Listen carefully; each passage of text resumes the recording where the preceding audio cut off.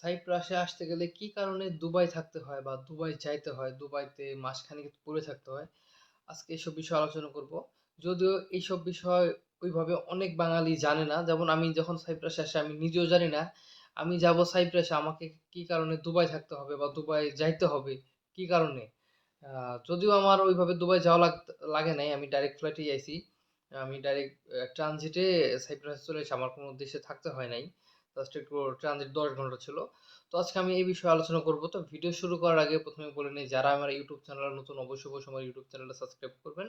নিত্য নতুন ভিডিও পাওয়ার জন্য। আমি সাইপ্রাস নিয়ে সবসময় সকল ধরনের ভিডিও তৈরি করি সাইপ্রাসের আপডেট নিয়ে। তো মূলত সাইপ্রাসের কোনো এম্বাসি নাই বাংলাদেশে। মানে অন্যান্য দেশে যেমন সৌদি, কাতার, দুবাই বলেন, এদেশে মানে বাংলাদেশে এম্বাসি আছে। সরকারি মাধ্যমে আপনি সব কাগজপত্র জমা-টমা দিয়ে একটা আসতেছেন বা যাচ্ছেন। তবে এই দেশের সাথে কোনো লিঙ্ক নাই বাংলাদেশে, মানে কোনো লিঙ্ক নাই। তো আপনি যে আসবেন বাংলাদেশে ইমিগ্রেশনে বলবেন আমি সাইপ্রাসে যাবো, এই দেশে তো কোনো এম্বাসি নাই তাহলে কেমনে যাবা? যেই কারণে ওইভাবে মানে বৈধভাবে এই দেশে আসার কোনো সিস্টেম নাই। মানে আপনি যে একেবারে আপনার পাসপোর্টের উপর ভিসার সিল মাইরে নিয়ে আসবেন সেই কোনো সিস্টেম নাই। আর এই কারণে আপনার হচ্ছে দুবার ভিসা করতে হবে আগে। মানে সাইপ্রাসের ভিসা তো লাগবেই লাগবে। তার সাথে দুবাইয়ের ভিসা মানে দুবাইয়ের টুরিস্ট ভিসা ওই ওয়ার্ক পারমিট না। দুবাইয়ের ১-২ মাসের টুরিস্ট ভিসা, দুবাইতে আপনি হোটেল বুকিং করছেন সেই বুকিং এর কাগজ, তারপর কবে মানে প্লেনের টিকিট দুবাইয়ের, আবার দুবাই থেকে যে উল্টা ব্যাক করবেন বাংলাদেশে সেটার রিটার্ন টিকিট, এগুলো সবকিছু করতে হয়। মানে এই সাইপ্রাসে আসতে গেলে আপনার সবকিছু করতে হবে। মানে ইন টোটাল আপনি ধরেন ওই চাইলে দুবাইতে যায় ওই ভিসা টিসা দিয়ে ওই সবকিছু দুবাই ঘুরে আসতে পারবেন। দুবাই থেকে আবার বাংলাদেশে আসতে পারবেন। এই সব কিছু ওই কাগজে থাকে।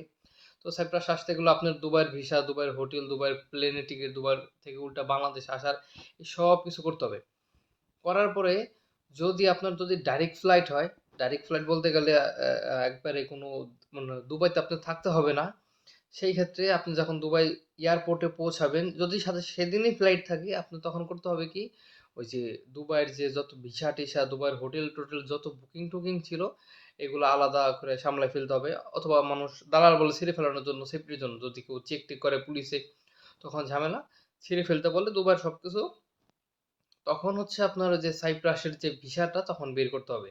সাইপ্রাসের ভিসা, সাইপ্রাসের আপনার যে প্লেনের টিকিট, এগুলো সবকিছু বের করে তখন সাইপ্রাসের উদ্দেশ্যে আসতে হবে। সাইপ্রাস বলতে গেলে তখন আসতে হবে তুর্কি। ডাইরেক্ট আবার দুবাই থেকে ডাইরেক্ট সাইপ্রাসেও আসা যায় না। আপনাকে যেতে হবে আবার তুর্কি ইস্তাম্বুল। ইস্তাম্বুলে গিয়ে আপনার হয়তো ট্রানজিট হবে ২-৪-৫ ঘন্টা। ওই ইস্তাম্বুলে আপনার থাকতে হবে ৪-৫ ঘন্টা আরকি। তারপরে হচ্ছে আপনি ইস্তাম্বুল থেকে সাইপ্রাসে আসবেন। যদিও তুর্কি থেকে মানে ইস্তাম্বুল থেকে সাইপ্রাস বেশি দূরত্ব না। প্লেনে সর্বোচ্চ গেলে ১ ঘন্টা। প্লেনে উঠবেন আর নামবেন এই অবস্থা। সাইপ্রাস। আর সাইপ্রাস তো কম বেশি সবাই জানে একটা দ্বীপের উপর। চারিপাশে সমুদ্র, সমুদ্রের উপর ছোট একটা দ্বীপ। দ্বীপের এক অংশ চলে হচ্ছে গ্রিক সাইপ্রাস, আরেক সাইডে হচ্ছে তুর্কি সাইপ্রাস। তো আমি এখন আছি তুর্কি সাইপ্রাসে। আমি যেটা বলতেছি সেটা তুর্কি সাইপ্রাসের কথা। এখানের টাকা হচ্ছে লিরা।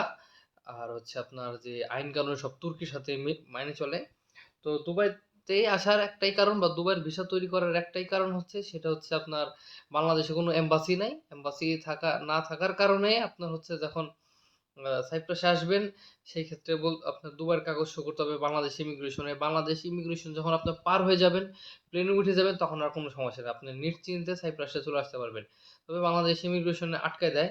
আর যদিও অ এগুলো আপনার আটকায় দিলে যে দালালরা পুলিশের সাথে কন্টাক্ট করে নেয়।